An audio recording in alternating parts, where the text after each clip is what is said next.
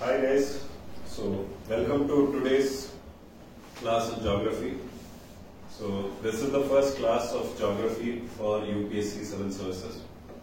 So in this we will be covering the subject of geography for both prelims and mains. Alright, so this will be an integrated study for both prelims and mains for your UPSC services. And so let us begin today's class with one of the most interesting subjects of UPSC, which is geography. Alright, so this is a subject, geography, which we have all studied in our school.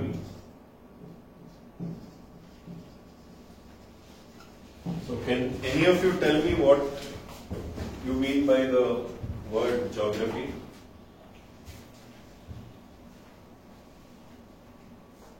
Okay. So geography, basically we can split the word into two parts. Geo means earth, graphy means study. Alright. So the study of earth is called as geography. So it is one of the core subjects of the UPSC Civil Services, whether it is the prelims or the mains. So let us look at how we will be studying this subject. Let us first look at some of the book sources that are required for this subject, and then we will start off with the first chapter. Alright. So all of you might have already attended the class where we discussed the book resources for all the subjects. So we will again look at them. So for geography, you will be required to study 11th standard NCERT and 12th standard NCERT. So these form your basic reference books that you will need to study apart from the class.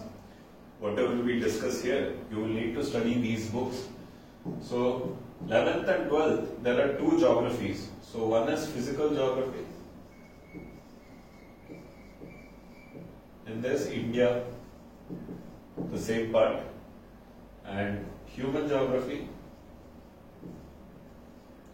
and Indian part. Alright. So apart from this, another important source is the GC Leon. So as and when we are doing the various chapters, I will tell you which chapters to focus on and which of these books you will need to study those chapters from. Alright. So let us begin today's class with the study of geography. And before we begin, can any of you tell me what all you have learned or what you remember from your school days when we learned geography? I think it started in high school, right? Probably the 7th is when we started studying geography. So can you tell me what are the topics that you remember?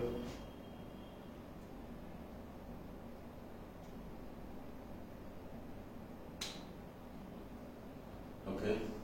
So geography, if we look at it, some of the topics are the earth, solar system, okay, then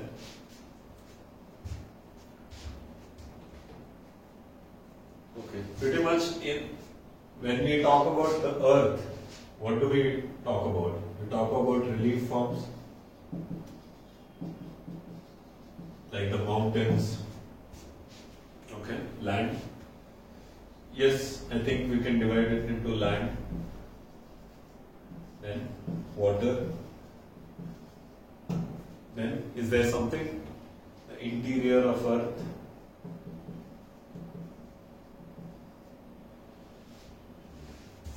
okay, basically land and water form the relief forms, and apart from that we will be studying the composition of earth.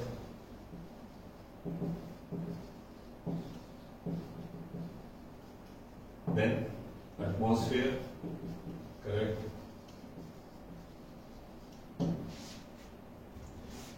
Anything else? Okay, climate is one thing.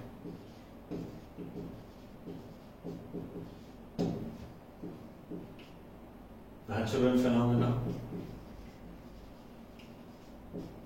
Like, what are the natural phenomena? Day and night, right? Is it a natural phenomenon? Day and night. Then seasons, summer, winter, autumn, monsoon, rainy. Okay. Then climate is already mentioned there. That is also a natural phenomenon. Okay. Magnetism of the earth. Correct. Then, what else do we observe? Tides, correct. Some ocean phenomena.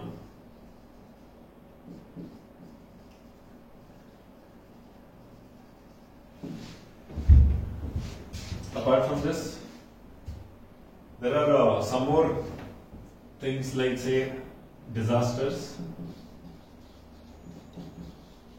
which is also occurring on Earth, so it forms, it becomes a part of geography. Apart from that, some aspects of human geography. So we will learn about this. Here we will learn what are the things that humans have contributed to geography, whether it is, say, mining. Alright, so apart from mining, we have constructed cities, so urban living.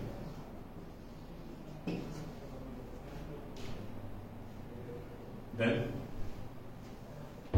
anything else that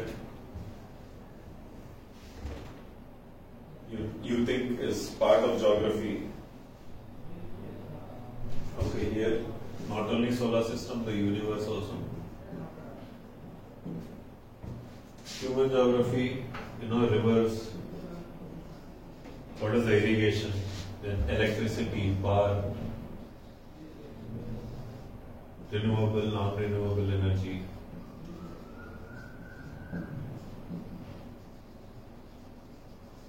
Nuclear power. Yeah, all of this becomes part of your human geography. So, this is pretty much the basic idea about what are the topics that we will be covering. So, I think, yes, even from the UPSC perspective for general studies, prelims, apart from these, there might be few minor topics, smaller topics that we will be covering once we start this subject. So, let us begin with the first chapter. Alright. So, we will do with the first chapter, that is the universe of the solar system. Alright. Okay. So, I will be starting with one chapter. So, first universe and solar system.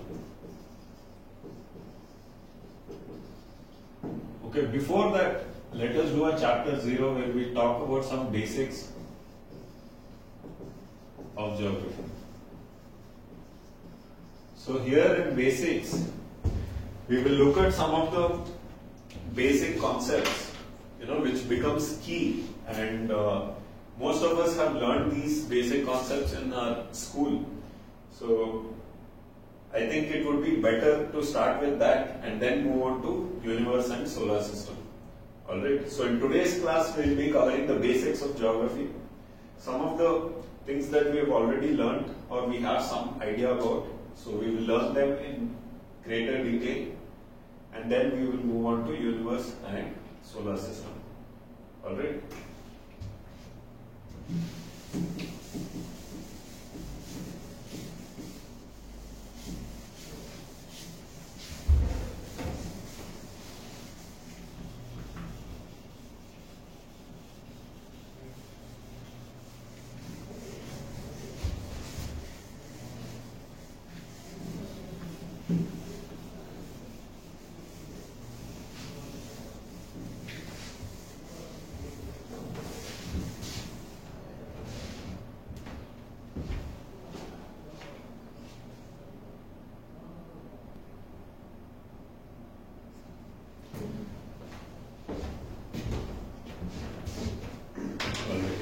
So let us begin with the 0th chapter. Before we begin with the first chapter of universe and solar system, we'll learn a few of the key concepts that play an important role in learning geography. Alright? So today we'll be studying the basics of geography. So let us begin with something that is very, important to all of us, that is at the core of our lives, and it is called as Earth.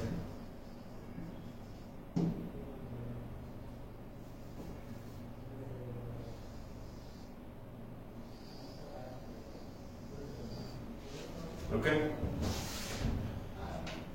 So what do you guys understand by our planet in terms of geography? What are the things that we need to know about Earth that becomes part of this syllabus of this subject, and also in general, as a as we have all studied in our school, knowing certain important things about our planet, becomes essential. And as human beings, we are, always curious to learn. And where better to start learning than with our own planet, or the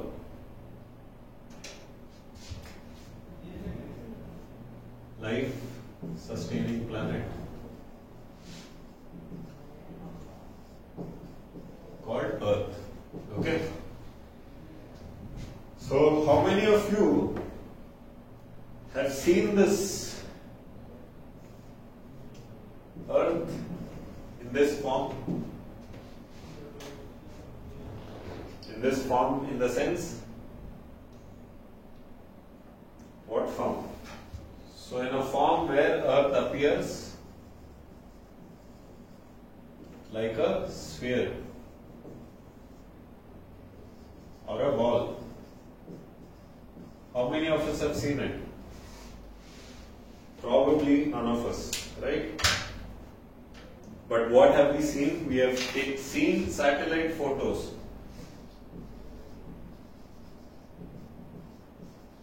of the Earth, which looks like this.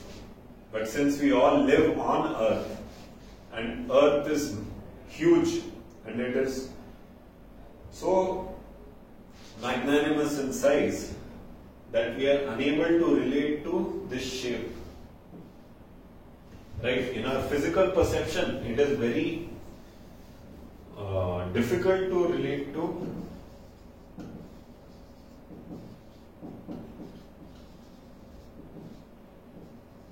this shape.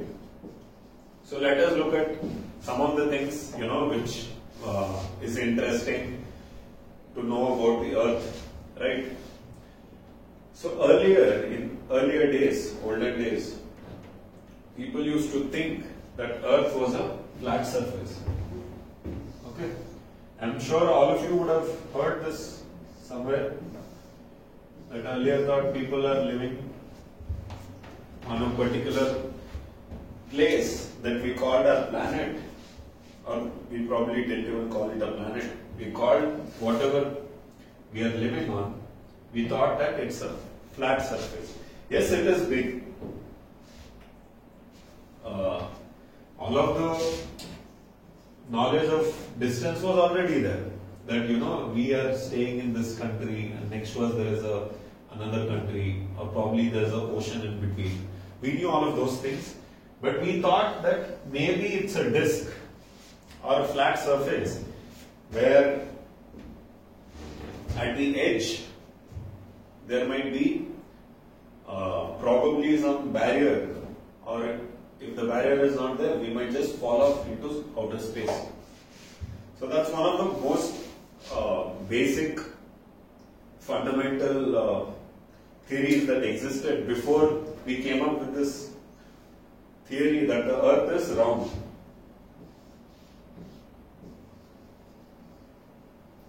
spherical.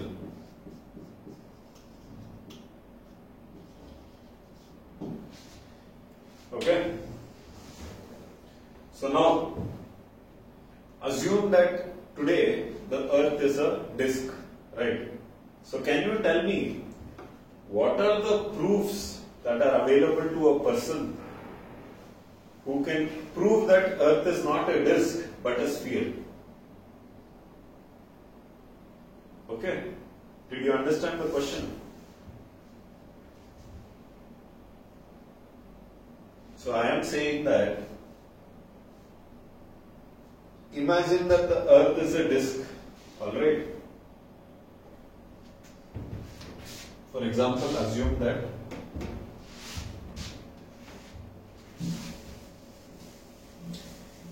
instead of earth being a sphere, it's a disk, maybe of some thickness. And let us say that India is here.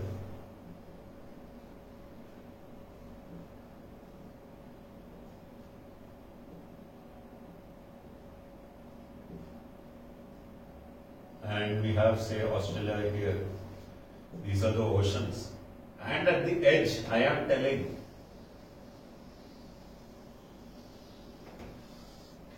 that it is surrounded by ocean on all sides. Okay?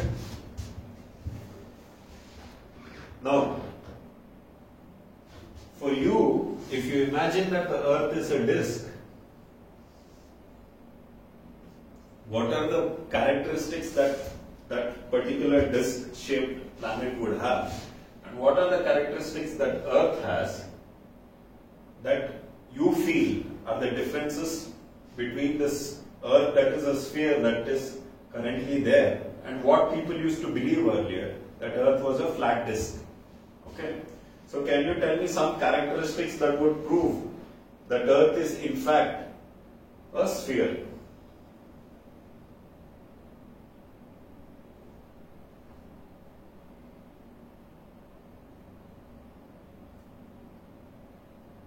Okay?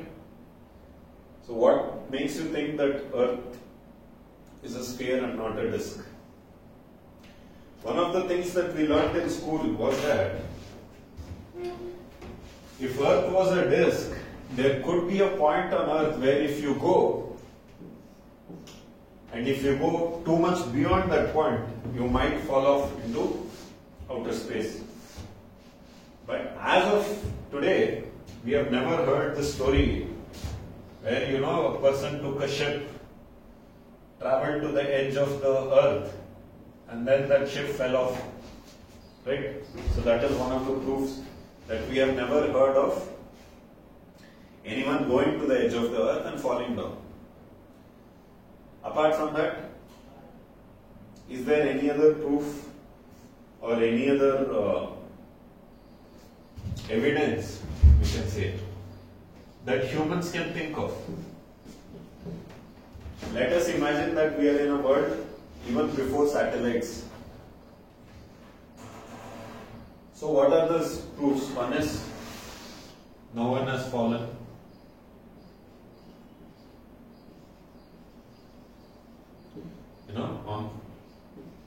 From the edge of the earth. Second proof, something that is obvious for all of us.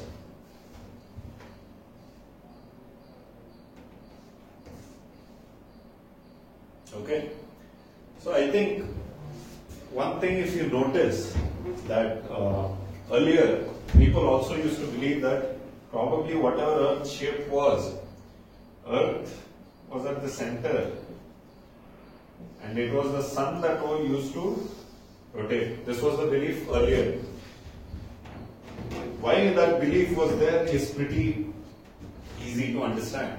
That if we see on today, every day in the morning the sun rises somewhere and sets somewhere.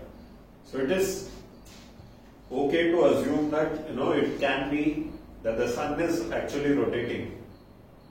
Okay, that's a logical assumption that can be made. But now, the second evidence I would provide for the thing that Earth is round is very simple. That sun is round. Moon is round. So Earth also has to be round. That's one of the easiest assumptions that I can make. Alright. Now, initially when people used to believe that the Earth was a flat disk, the first person to tell that Earth was round, there is no specific evidence as to who actually thought that the Earth is round. But we can say that ancient Greeks believed that Earth was spherical. And actually among them all, it was Pythagoras in 500 BC who said that the Earth is a sphere. Alright.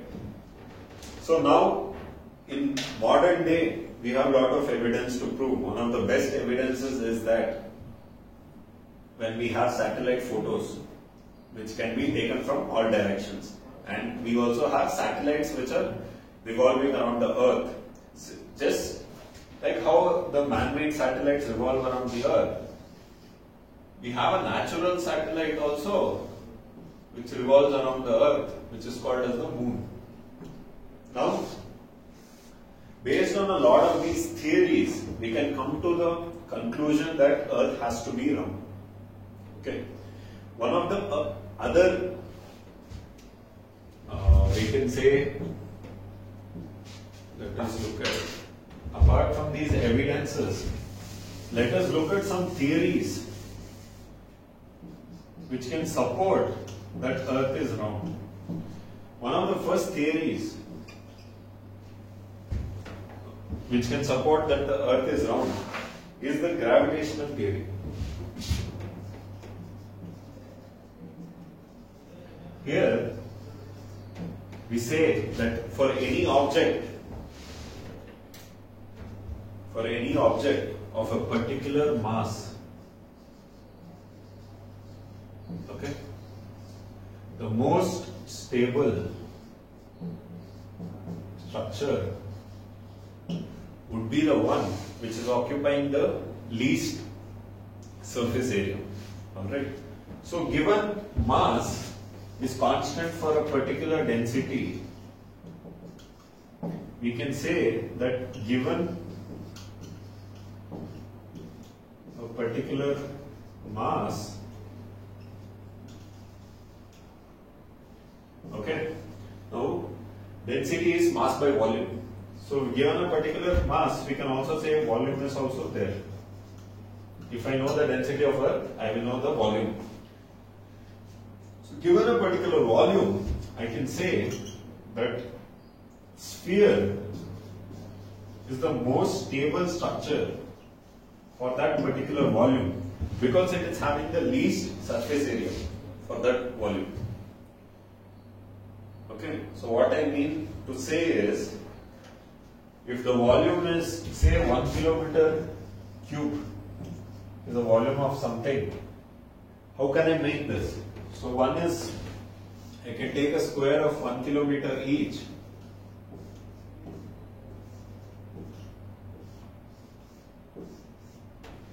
And this will also give me that particular volume. Or I can make a sphere whose volume is pi r cube equal to 1 kilometer cube. So basically R would be 1 by pi, which means to say that the radius is probably 1 by 3.14. So the diameter would be 2 by 3.14, which is about, let us say, 0.6. So the radius is 0.6 kilometer. So here, if I just kind of put it in this perspective, the radius would be small.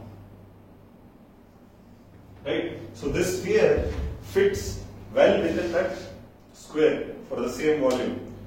So we can say that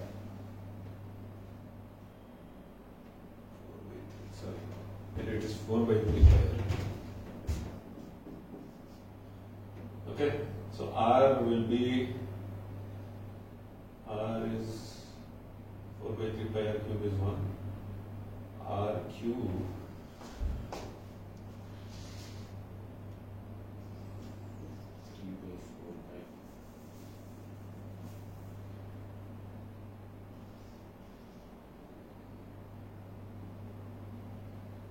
3 by 4 pi is still less than 1.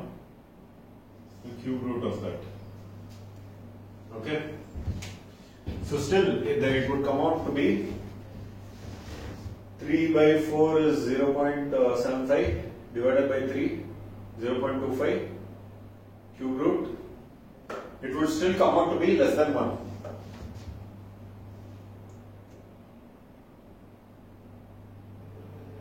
Okay.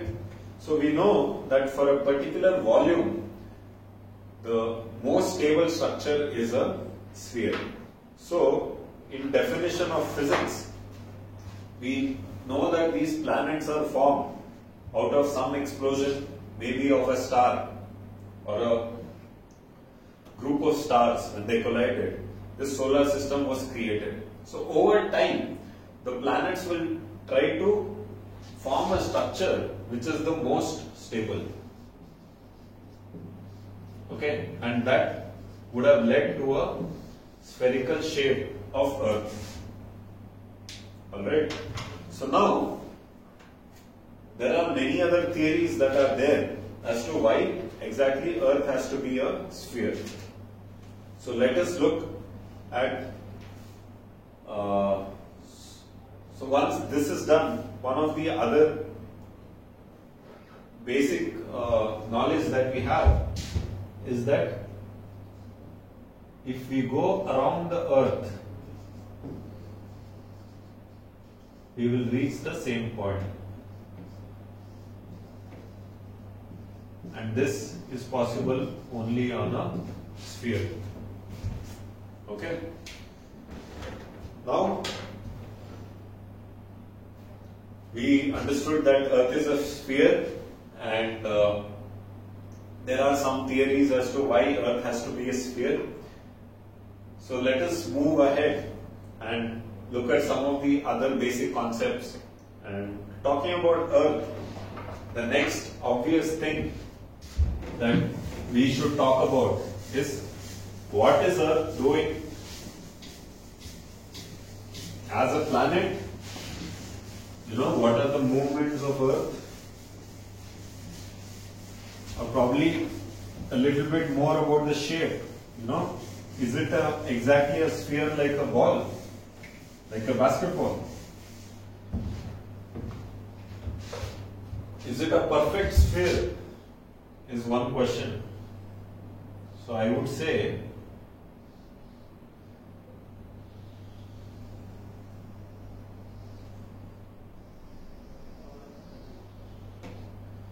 Earth is not a perfect sphere. In fact, it is a little flattened at the top and the bottom. Okay, so we could say in terms of shape, it is more like a orange, where it is little flattened at the top and the bottom. So we call this shape as the geoid. Okay, or we can also call it as an oblate spherical shape, or even oblate ellipsoid shape.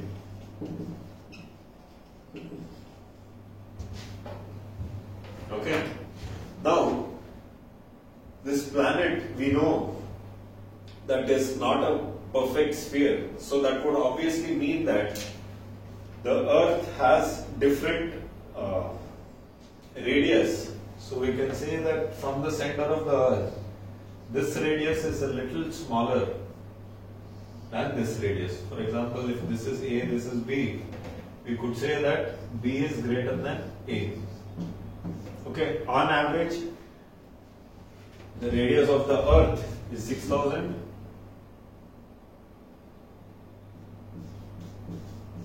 For all practical purposes, we will assume that for the purpose of UPSC exam, we can say that the Earth has a radius of 6,400 kilometers.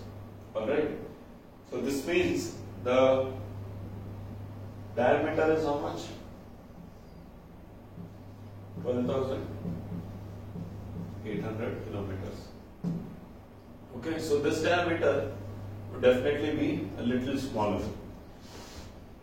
Okay, now that we know about the size of Earth, okay, let us try to understand one more basic aspect of Earth, which is the movement. So can you guys tell me what are the movement that Earth will be doing, or what are the movements that happen on Earth?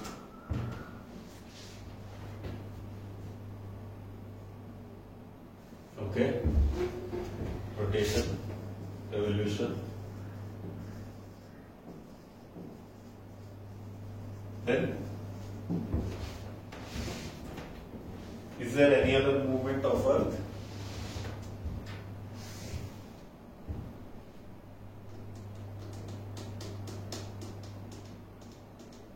Movement of solar system. Okay.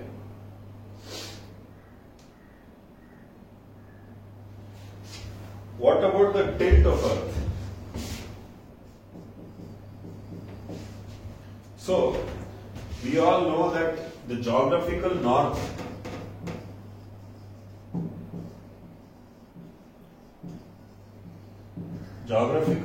pole and the geographical south pole, when we look at an axis, it is actually not vertical.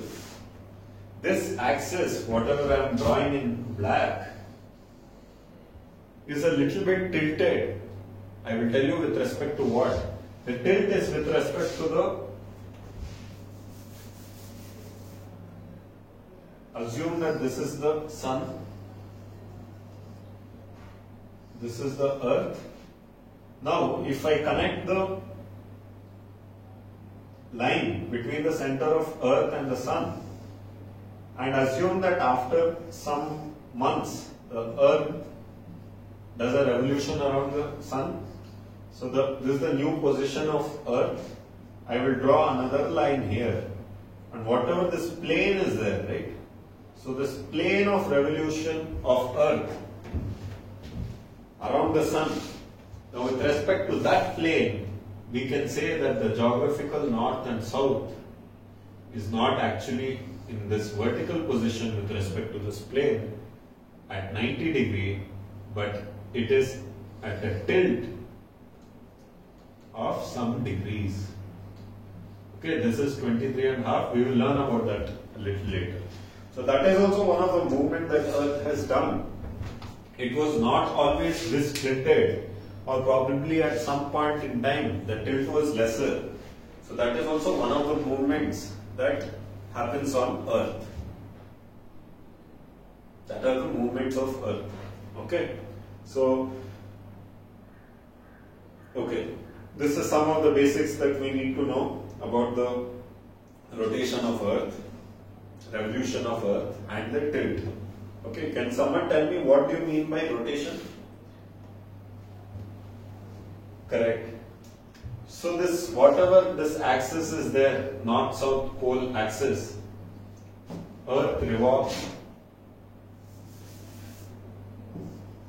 Earth rotates on its own axis. So, now if the Earth is not actually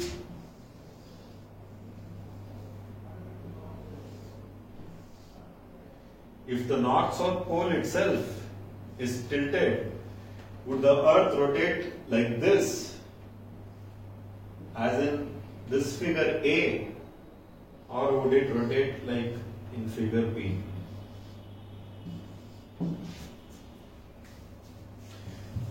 So Earth actually rotates on as in figure B, and whatever this point is, we call it as North Pole. Whatever this point is, we call it as South Pole. With respect to the plane formed from the revolution around the sun, this should have been the actual north.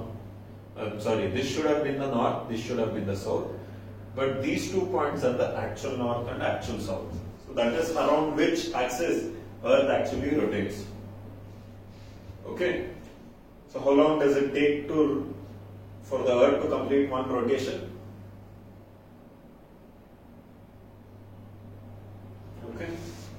So it takes about 24 hours. Okay.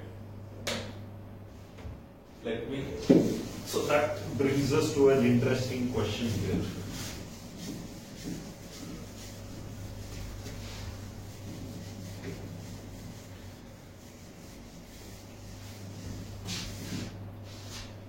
Okay.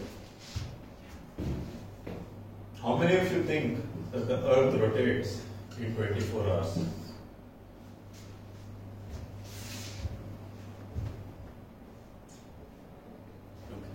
How many of you think that the earth rotates in 23 hours, 56 minutes? How many seconds? Some seconds. I think it's 11 seconds. How many of you think earth rotates in this much time?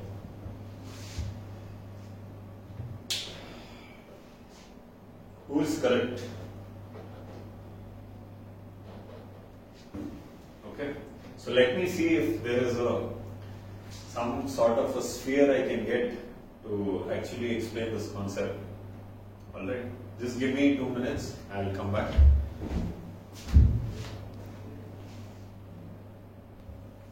Okay, so this is a very interesting question that we have. So will the earth take 24 hours to complete one rotation, or will it take 23 hours 56 minutes? Okay. So to understand this, let us imagine that this is the sun with the center here. Okay. So I will draw an earth here.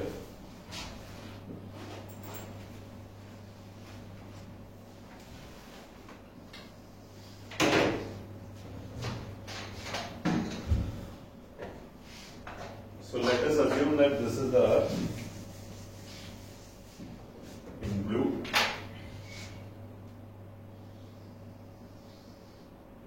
So now what is the definition of rotation? Is that this point A, if earth is rotating around this axis which is coming outside the board. So to make you understand, let us take this object. So I will draw a point here, this line. Now assume that this point is facing the sun. So whatever line we draw from the sun to this point, now this has to rotate and come back to the same point. So this is what we mean by rotation. So if the earth is actually here, it is rotating around this axis, it is rotating like this. But just for you to understand, we look at from the top view. So assume that this point A goes around and comes back in one more day, and we call this as time. Let us assume that this time is 24 hours. Or we just keep this time for now. I'll show you one more scenario where the earth has moved a little bit and now it is in a new point. As the earth is rotating around its axis, it is also revolving around the sun. So earth will always go around like this. Now at this point A, we can see that wherever this point A is there, it has to move a little bit more to point B, so that we can draw a straight line from the center of earth to the center of the sun. Okay? For you to understand, imagine that this one is coinciding with A, and after some time it comes back to A. But the same thing, if earth is revolving around the sun and it is at this position, so this same time it would have come only to the point A. But we know that this will not be facing the sun, so we need to rotate a little bit more. So now that we have drawn this diagram, it is easy to understand that this one will actually be 23 hours 56 minutes and 11 seconds, and this will be 24 hours. Okay, what this means is that Earth takes 23 hours 56 minutes to rotate on its axis, complete one rotation on axis, and this is the time it takes for Earth to complete one day. Okay, so this is one of the minute concepts that you need to understand, and since this is the first chapter we are doing the basics of geography, you might not get a question directly on this, but many of the things that we learn today, that we should learn how to apply logic in geography so that it becomes very easy subject. Alright, most of the questions in geography can be answered easily by applying logic. So some of the basic concepts we will be learning in class, and only these concepts will come in the exam. Okay, so moving further, after we understood about the Earth, let us look at something which is present on Earth. So basically, if this is the figure of Earth, there are some lines which are there. Okay.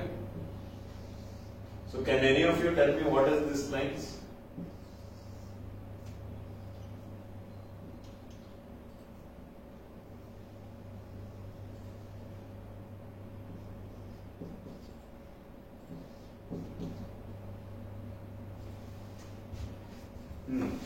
Okay, equator. Okay. So this is called as Tropic of Cancer.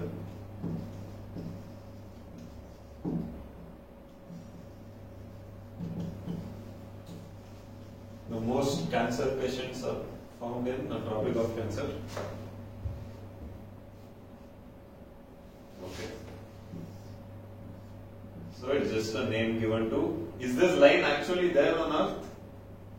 Has any of you seen this lines, equator and Tropic of Cancer? No. Why? This is called the Arctic Circle.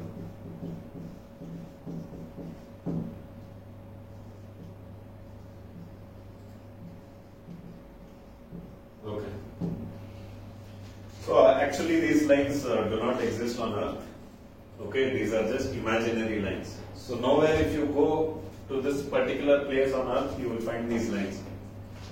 So what are these lines? So let us first try to understand that if I divide Earth into two halves, exactly at the center, then I will call this line as the equator. Okay, it divides Earth into two equal halves. The northern part of equator, I call it as the northern hemisphere, and the southern part, I will call it as the southern hemisphere. Okay. So now that we have understood there is something called equator. Next, at what degrees is this? What is this degree? Okay, we'll understand what this degree means. So as of now, I am telling that this is 30 degrees, or is it 23.5 degrees, or is it both? So many of you might be confused. So I will also keep this as like that, 23.5 degree or 30 degrees. So what is this?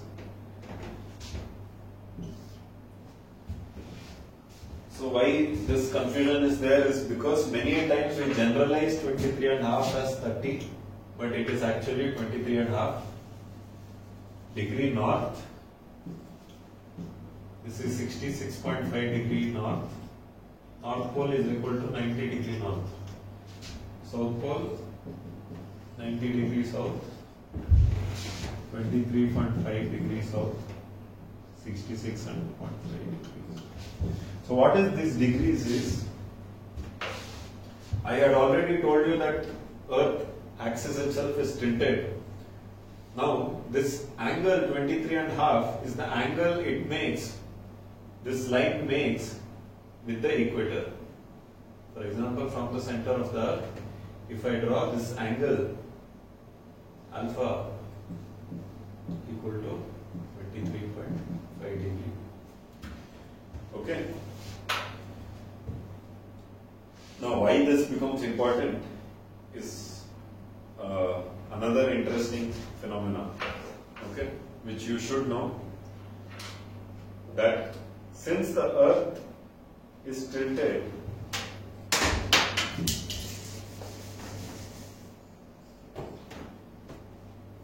let us assume this is the Sun. We will draw this as the Earth. This pole is perpendicular to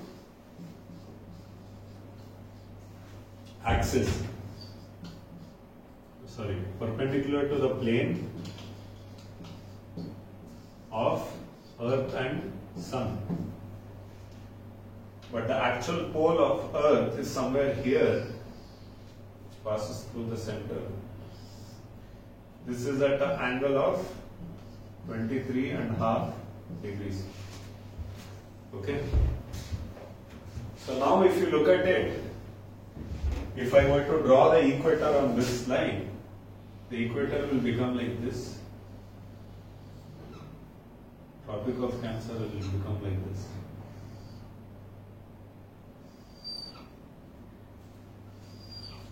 Okay. So in this diagram, if you can tell me, draw Sun a little bit farther and a little more big. Okay. Assume that this is the Sun, and Sun rays always travel parallel in the direction of Earth if they are coming. Where do you think the sun rays fall at 90 degrees? Vertically,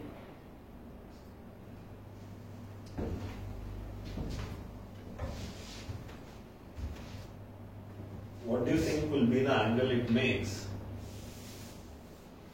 Here, here, and here. Now to understand that, I will go back to this diagram.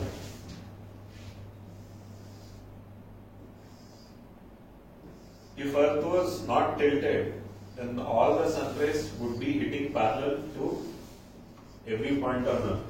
But now, since it is tilted, we can say that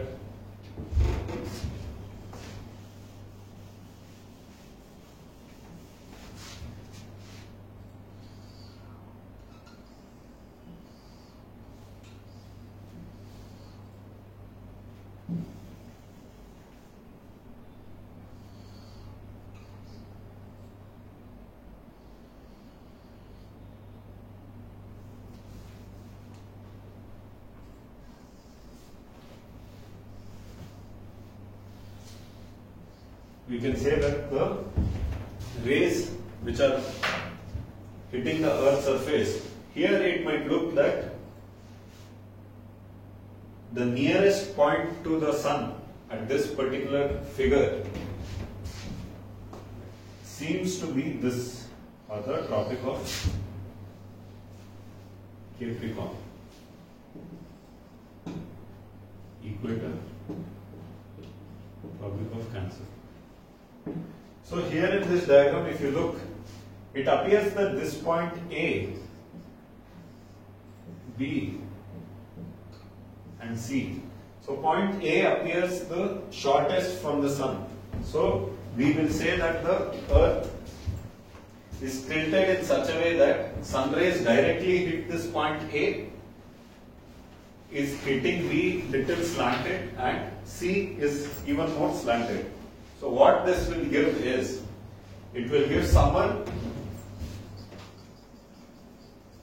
in southern hemisphere and winter in northern hemisphere.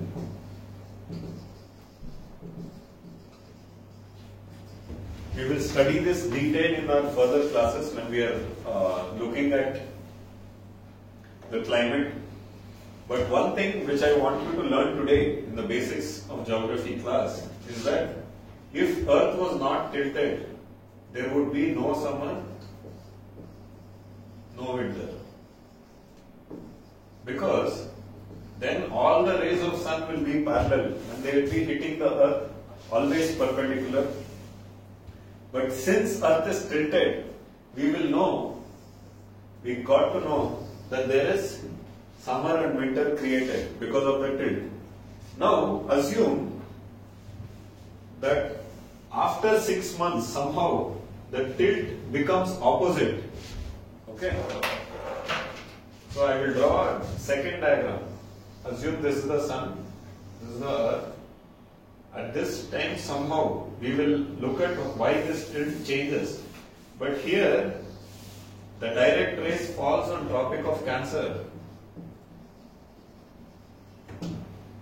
And this is the equator. Equator is little slanting. And for Tropic of Capricorn it has to travel most. So here we call it as summer for northern hemisphere and winter for southern hemisphere. So which country is present in northern hemisphere? Most of the world is present in northern hemisphere. So India is also present here. We have the Tropic of Cancer passing through Gujarat.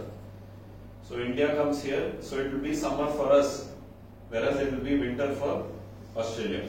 So we will learn about this when we are doing the climate cycles. Alright. So moving, we will do one more concept today and then we will continue in the next class. Okay. So the next concept which is somewhat related to these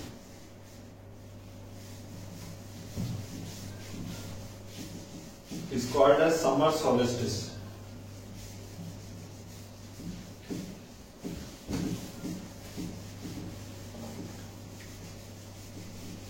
So this is where we have reached the first concept where some questions have been asked in the UPSC. Okay. So just draw along with me.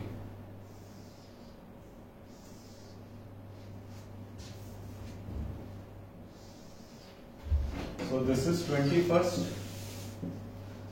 March. Okay. Next we have 22nd June. Next 23rd September and 22nd December.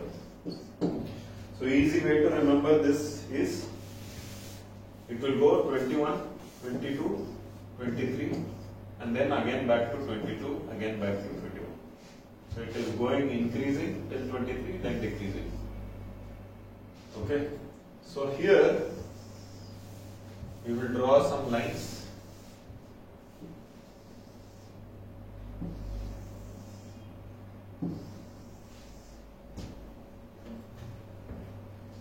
Actually these lines are not. Only 3 lines are required.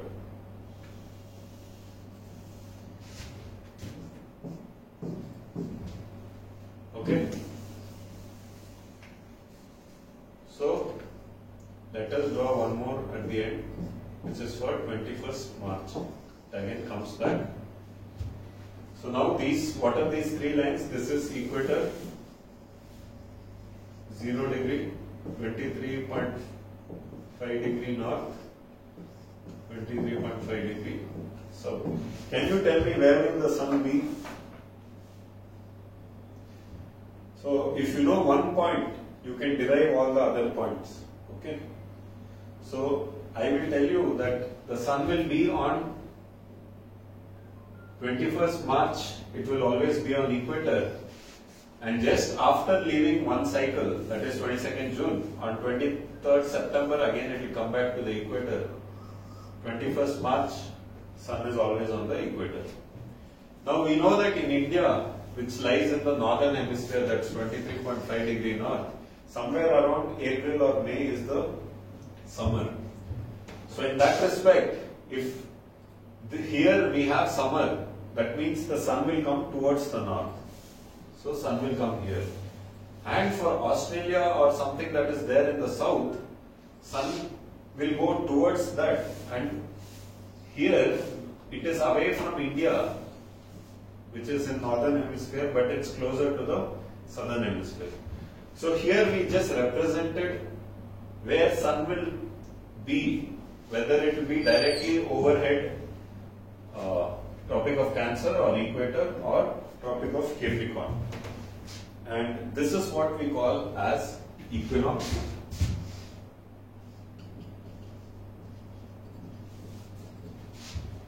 This is also called as equinox. This 22nd June is called as summer solstice.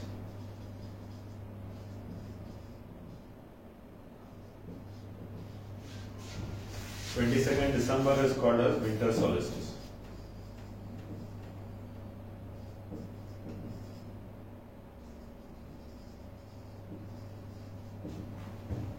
Okay, and this equinox is called as vernal equinox. This is called as autumn.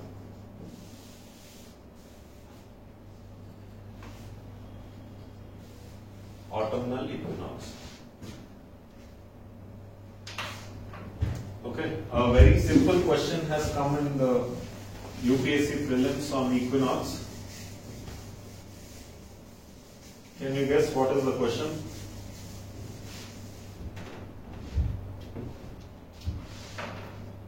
When is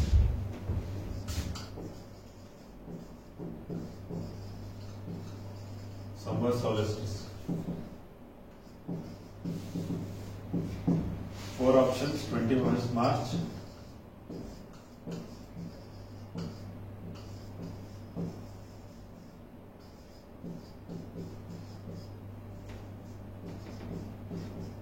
okay. So if you have just attended today's class, you can answer this question. Right? When is summer solstice? 22nd June. When is winter solstice? 22nd December. When is vernal equinox? 22nd March. Autumnal equinox? 23rd September. Now we need to learn some characteristics about each of these dates. For example, on 22nd June, the day is longer in northern hemisphere and night is shorter. So all of these things we will be learning in our further classes. So today I am just introducing some basic concepts to you. Alright, and